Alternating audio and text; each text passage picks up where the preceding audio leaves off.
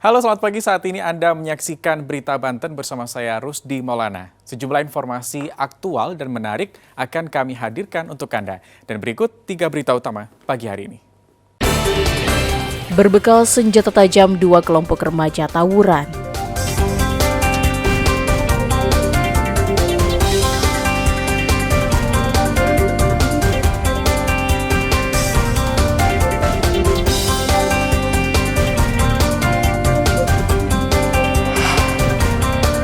Keluarga korban kabel fiber optik tolak ganti rugi 2 miliar.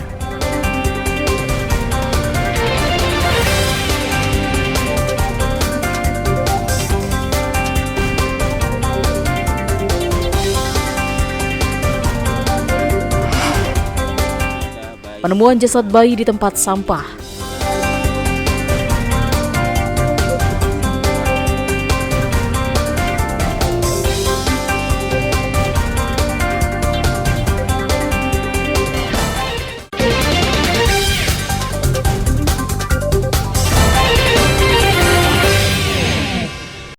Dua kelompok pemuda membawa senjata tajam saling serang di Jalan Teratai Perumahan Banjarwijaya, Kecamatan Pinang, Kota Tangerang. Mereka datang menggunakan sepeda motor. Penjaga perumahan tak bisa membubarkan karena jumlah pelaku tawuran cukup banyak. Menurut Ketua RW, awalnya mereka tawuran dari arah jalan, kemudian pindah perumahan Banjarwijaya. Warga perumahan mengaku was-was dengan tawuran tersebut. Setelah kejadian ini, pengurus lingkungan bekerja sama dengan kepolisian berencana menutup akses pada malam hari dan hanya penghuni perumahan yang boleh melintas. Untuk kejadian tawuran anak-anak, ya emang sih anak-anak baru gede ya, itu membawa sajam yang besar-besar dan sejenis petasan yang roket ya. Iya. Hingga saat ini belum diketahui asal kelompok pemuda tersebut. Ariel Maranus dan Taufik Saleh melaporkan dari Kota Tangerang.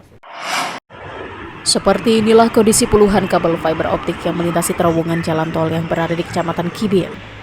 Tidak hanya menjuntai, puluhan kabel fiber optik berbagai ukuran ini berserakan di trotoar hingga ke badan jalan yang berada di bawah terowongan. Kondisi ini dipastikan mengancam keselamatan pejalan kaki dan pengendara yang melintas, apalagi ini merupakan jalur kendaraan dengan kecepatan tinggi. Suasana semakin berbahaya di malam hari karena terowongan sepanjang 20 meter gelap karena tidak ada lampu penerangan. Akibat semerawutnya kabel, tidak sedikit pejalan kaki yang tersandung, termasuk anak-anak sekolah. Petugas dari kecamatan akan bersurat kepada pihak terkait agar kabel bisa segera dirapikan. Sangat mengganggu pengguna jalan, sangat mengganggu lalu lintas jalan raya. Jadi saya berharap kepada pihak terkait, terutama PT Telkom, untuk segera memperbaiki dan segera untuk merapihkan, jangan sampai ada kabel yang berserakan di pinggir jalan tersebut. Warga berharap kabel segera dirapikan agar tidak mengganggu pengguna jalan, apalagi sampai memakan korban. Ariel Maranus dan Ahmad Sayuti melaporkan dari Kabupaten Serang. Sultan Al-Fatih yang menjadi korban kabel fiber optik masih menggunakan alat bantu medis di tubuhnya. Alat-alat untuk makan, minum, dan bernafas ini terpasang setelah tenggorokannya rusak akibat terjerat kabel fiber optik di Jalan Pangeran Antasari, Jakarta Selatan. Sehari-hari Sultan ditemani seorang sahabatnya yang setia mendampingi dari pagi hingga malam. Tak banyak aktivitas yang kini bisa dilakukannya selama 6 bulan terakhir. Terbatasnya aktivitas Sultan ini karena kondisi fisiknya yang belum normal. Sementara itu, keluarga Sultan menolak dengan keras biaya kompensasi 2 miliar yang diberikan PT Bali Towerindo. Alasannya perusahaan Bali Towerindo dianggap tidak memiliki rasa empati atas apa yang menimpa Sultan. Keluarga menginginkan adanya permintaan maaf lebih dulu yang dilakukan secara terbuka. Keluarga juga meminta perusahaan untuk melakukan pertemuan dan berdiskusi membahas masa depan Sultan.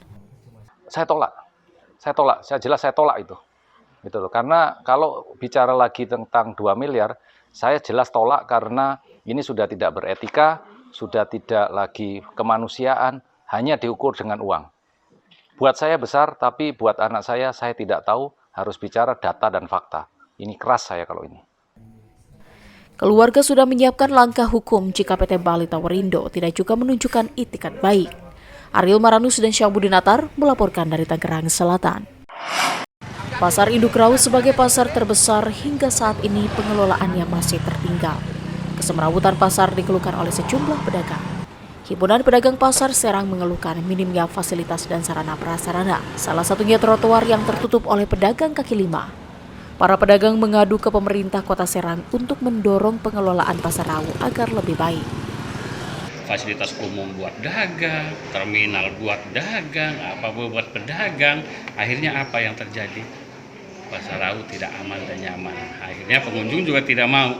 Nah, kami dari pedagang Pasar Rawu, pedagang kios yang sebenarnya pasar itu ada karena pedagang kios, akhirnya tersingkirkan. Sementara itu pedagang lainnya mengeluhkan status kepemilikan kios yang sampai saat ini belum bersertifikat. Kita tidak mengetahui siapa yang akan mengelola, tapi yang jelas pada saat ini kan masih tetap PT Pesona Banten Persada. Jadi itu aja, hanya kami mengusulkan agar pengelolaannya itu lebih ditingkatkan, itu saja. Kontraknya habisnya kapan? Kontrak apa? Hak guna. Dengan pihak ketiga itu kan berlakunya tadinya 2023, kemudian ada perpanjangan pengelolaan sampai 2029. Nah, itu apakah akan ditinjau kembali atau tidak itu diserahkan kepada pemerintah. Saat ini pengelolaan Pasar Rawu dilakukan oleh pihak ketiga dan hak guna bangunannya sudah habis di tahun 2023 ini. Ariel Maranus dan Fajri Munawir melaporkan dari Kota Serang.